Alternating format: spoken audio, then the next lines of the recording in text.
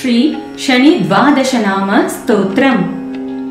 शनैश्चरः स्वधाकारी छायाभूः सूर्यनन्दनः मार्ताण्डजो यमः सौरिः पङ्गुश्च ग्रहनायकः ब्रह्मण्यो क्रूरधर्मज्ञो नीलवर्णोऽञ्जनद्युतिः द्वादशैतानि नामानि त्रिसन्ध्यं यः पठेन्नरः तस्य पीडां न चैवाहं करिष्यामि न संशयः।